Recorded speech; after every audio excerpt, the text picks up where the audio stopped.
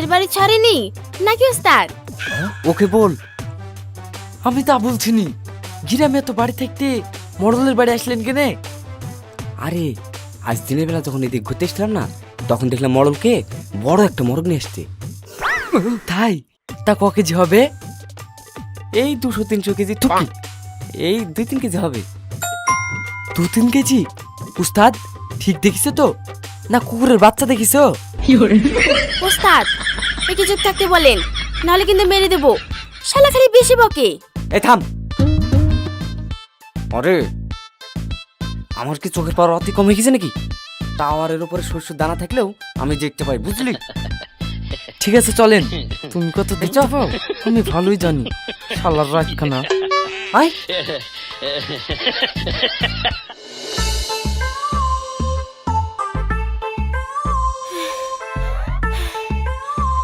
ওস্তাদ মুরগির সাইজটা একটু দেখান। হ্যাঁ উস্তাদ, আমি এত বড় মুরগি জীবনে কোনোদিন দেখিনি। এই নে দেখ। উস্তাদ ম্যাও ম্যাও করছে যে। শালার মরণ নাই কিপটি, মুরগিটাকে ভালো করে খেতে দেয়নি, তাই গলাতে ডাক বেড়াচ্ছে না। ভালো করে ডাক।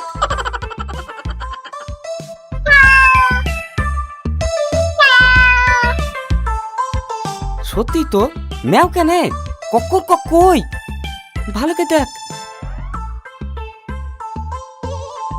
ওরে বাবা রে,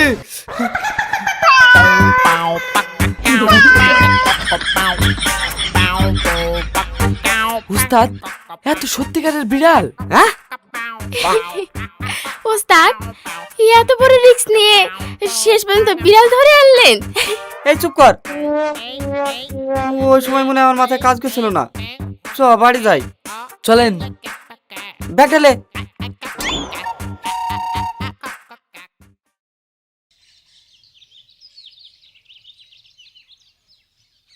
এই তোরা এইখানে বসি, মরল তোদেরকে ডাকছে।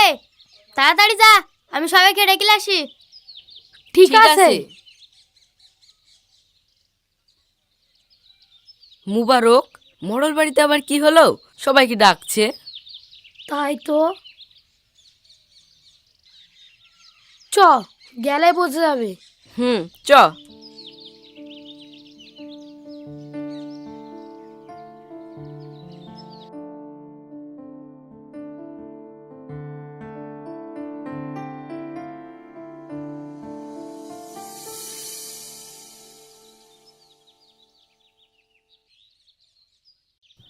কি হলো মডেল মশাই, আমাদের সবাইকে ডেকেছেন কেন?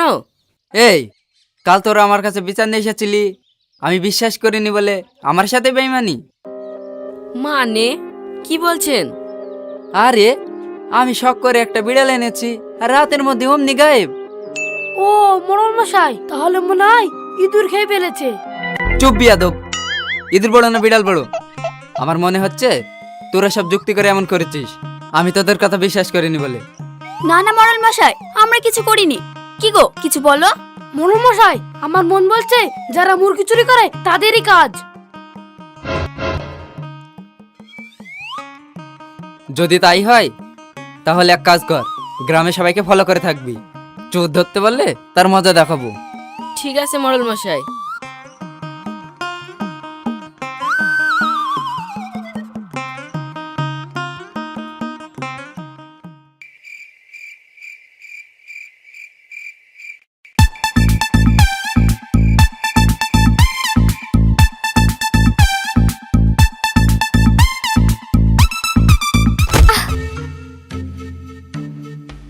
এই কানা, চোখে দেখতে পাস না? আরে চোখে মনে হয় সূর্যের ছটা লেগেছে, তাই বুঝতে পারেনি। ওস্তাদ এটা দিন না রাত। আরে আমি জানি, একটু ইয়ার কি করছিলাম মেয়েটার সাথে। শালা রাত কেন মুঠো ধরা দেবে না। এই যে আমার কথা জবাব না দিয়ে তোমরা কি ফিসফিস করছো? না মানে বুঝতে পারিনি তো, তাই ধাক্কা লেগে গেছে। বুঝতে পারোনি নাকি প্রেম করার ইচ্ছা জেগেছে? হ্যাঁ কি বলছেন এসব? শালার মাথা মোটা, কিচ্ছু বোঝে না। কি এটা আপনার শালা? আরে না না, এটা আমার শালা না, আমার চেলা। ও এই নাটকটি শুরুতেই দর্শকের মন আকর্ষণ করেছে তার পরিবেশ ও চরিত্র গঠন দিয়ে। গ্রামের দুপুরবেলার দৃশ্যবিন্যাস খুবই পরিবেশ আর সময়োপযোগী। তীব্র সূর্যালোকে ধরা পড়ে এক প্রকার স্থবিরতা ও উত্তেজনা, যা নাটকের প্রেক্ষাপটকে বাস্তব করে তোলে। চরিত্র অবলায়মান রূপে ঠিক করে দেখা গেছে। প্রধান চরিত্রর হালকা খুঁটিনাটি নির্দিষ্টভাবে ফুটে উঠেছে, যেমন বিশাল আকৃতির মানুষ বাঁশ হাতে বসে থাকা, পাশি স্ত্রী, লাল শাড়িতে এসে কথা বলা। এসব ছোটখাটো টুকরো নাটককে সাধারণ থেকে উঠে এনে করেছে। ডায়ালগের ক্ষেত্রে বাংলা ভাষার ব্যবহার সাবলীল ছিল। আজকে যে আমার বাপ আসবো ঘরে, তো কোনো বাজার নাই, যাও মাছ কিনে নিয়ে আসো। এই লাইনটি মাধ্যমিক হলেও বাস্তব জীবনের সাথে সংযোগ তৈরি করেছে এবং নাটকে একটু টান সৃষ্টি করেছে। চিত্রনাট্যে দৃশ্য ও বাতাবরণ ভালোভাবে সংমিশ্রিত হয়েছে। গ্রাম্য সেটিংয়ের সঙ্গে চরিত্রদের চলাচল, হাওয়ার ভাব বা আলো ছায়ার খেলা বেশ ভালো ছিল। এতেই মনে হয় চরিত্রগুলো কোনো বইয়ের পাতায় নয়, সরাসরি জীবনের মাঝখানে দাঁড়িয়ে আছে। কিন্তু কিছু জায়গায় গতির দিক থেকে একটু মন্থর লাগেছে, বিশেষ করে একাধিক দৃশ্যে যেখানে বাকিটুকু সম্পর্ক ও পরিস্থিতির উন্নয়ন ছিল, সেগুলো একটু দ্রুতকরণে লাভবান হতো। এছাড়া পর্দার সামনে থাকা ওই বিশাল ব্যক্তি চরিত্রটি বেশ মনোযোগ আকর্ষণ করলেও তার অতীত বা ব্যাকস্টোরি বেশ খোলাসা রকম ছিল না, যা হয়তো নাটকটিকে আরও গভীর করে তুলতে পারত। সারাংশে বলতে গেলে এটি একটি দৃশ্যগতভাবে শক্তিশালী গ্রাম্য নাটক, যেখানে সাধারণ মানুষের পরিবেশ এবং দৈনন্দিন সম্পর্ক তালিকাকে নতুন মাত্রায় তুলে ধরা হয়েছে। যদি গল্পটার রিফাইনমেন্ট একটু ভারসাম্যপূর্ণ হতো, গতিতে একটু তাড়াতাড়ি হতো, চরিত্রদের ভেতরে একটু বেশি আবেগ বা কনফ্লিক্ট থাকত, তাহলে হয়তো এটি আরও স্মরণীয় হয়ে উঠত। ডায়ালগের ক্ষেত্রে বাংলা ভাষার ব্যবহার সাবলীল ছিল। আজকে যে আমার বাপ আসবো ঘরে, তো কোনো বাজার নাই, যাও মাছ কিনে নিয়ে আসো। এই লাইনটি মাধ্যমিক হলেও বাস্তব জীবনের সাথে সংযোগ তৈরি করেছে এবং নাটকে একটু টান সৃষ্টি করেছে। চিত্রনাট্যে দৃশ্য ও বাতাবরণ ভালোভাবে সংমিশ্রিত হয়েছে।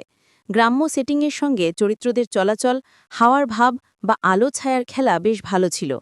এতেই মনে হয় চরিত্রগুলো কোনো বইয়ের পাতায় নয়, সরাসরি জীবনের মাঝখানে দাঁড়িয়ে আছে।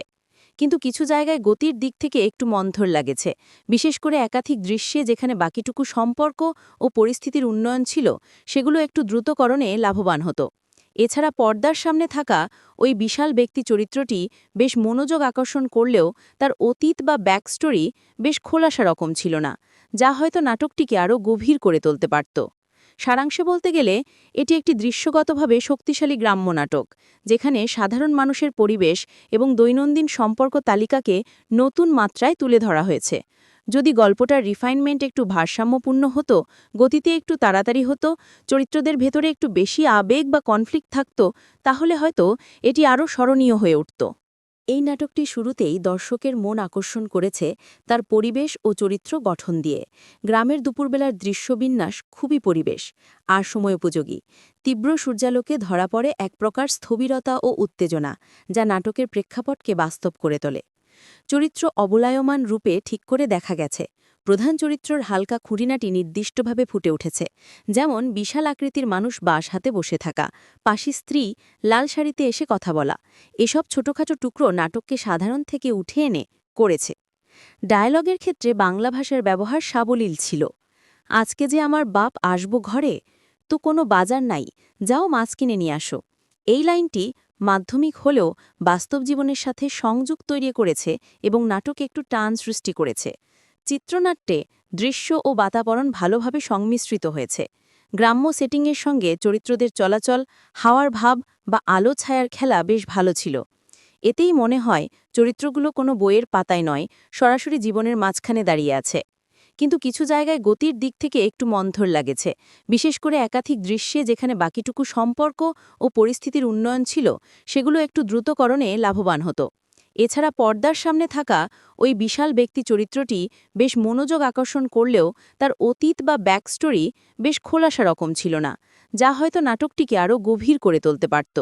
সারাংশে বলতে গেলে এটি একটি দৃশ্যগতভাবে শক্তিশালী গ্রাম্য নাটক, যেখানে সাধারণ মানুষের পরিবেশ এবং দৈনন্দিন সম্পর্ক তালিকাকে নতুন মাত্রায় তুলে ধরা হয়েছে।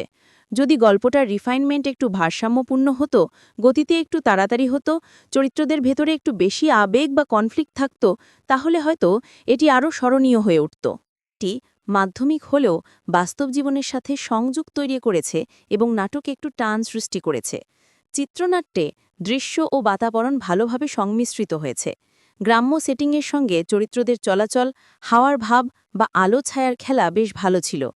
এতেই মনে হয় চরিত্রগুলো কোনো বইয়ের পাতায় নয়, সরাসরি জীবনের মাঝখানে দাঁড়িয়ে আছে। কিন্তু কিছু জায়গায় গতির দিক থেকে একটু মন্থর লাগেছে, বিশেষ করে একাধিক দৃশ্যে যেখানে বাকিটুকু সম্পর্ক ও পরিস্থিতির উন্নয়ন ছিল, সেগুলো একটু দ্রুতকরণে লাভবান হতো। এছাড়া পর্দার সামনে থাকা ওই বিশাল ব্যক্তি চরিত্রটি বেশ মনোযোগ আকর্ষণ করলেও তার অতীত বা ব্যাকস্টোরি বেশ খোলাসা রকম ছিল না, যা হয়তো নাটকটিকে আরও গভীর করে তুলতে পারত। সারাংশে বলতে গেলে এটি একটি দৃশ্যগতভাবে শক্তিশালী গ্রাম্য নাটক, যেখানে সাধারণ মানুষের পরিবেশ এবং দৈনন্দিন সম্পর্ক তালিকাকে নতুন মাত্রায় তুলে ধরা হয়েছে। যদি গল্পটার রিফাইনমেন্ট একটু ভারসাম্যপূর্ণ হতো, গতিতে একটু তাড়াতাড়ি হতো, চরিত্রদের ভেতরে একটু বেশি আবেগ বা কনফ্লিক্ট থাকত, তাহলে হয়তো এটি আরও স্মরণীয় হয়ে উঠত।